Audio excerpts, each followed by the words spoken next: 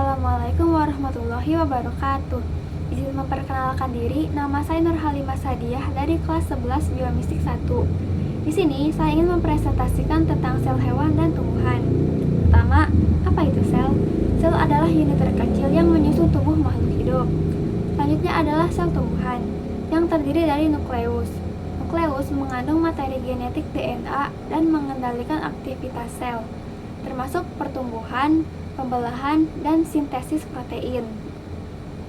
Lalu vakuola, menyimpan air dan nutrisi, juga membantu menjaga tekanan turgor agar sel tumbuhan tetap kaku.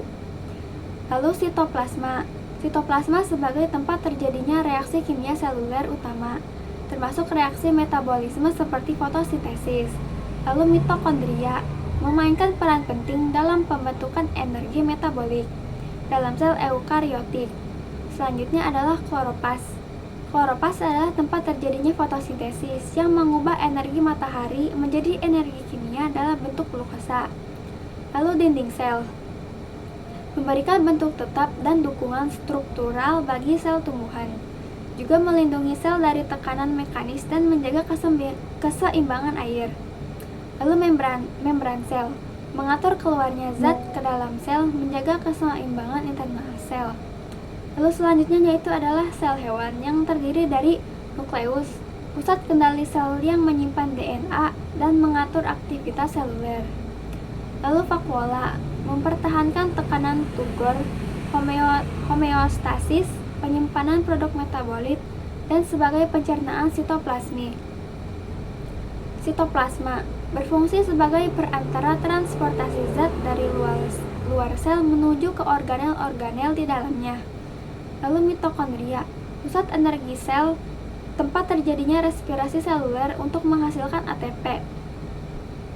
Membran sel, sama seperti di sel tumbuhan, membran sel pada hewan berfungsi untuk mengatur apa yang masuk dan keluar dari sel.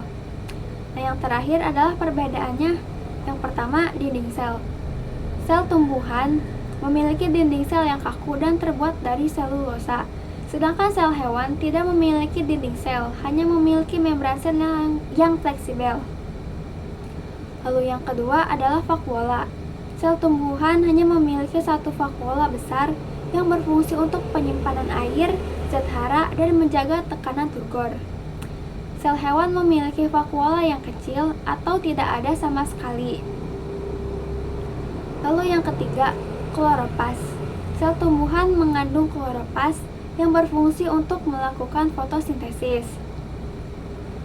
Sedangkan sel hewan tidak memiliki kloropas karena tidak melakukan fotosintesis. Lalu yang keempat adalah energi.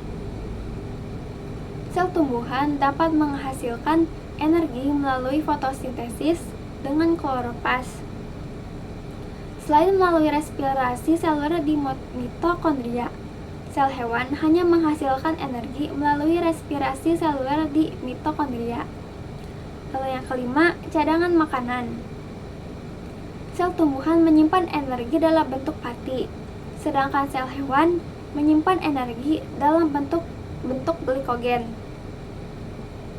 Sekian presentasi dari saya. Bila ada salah kata mohon dimaafkan. Wassalamualaikum warahmatullahi wabarakatuh.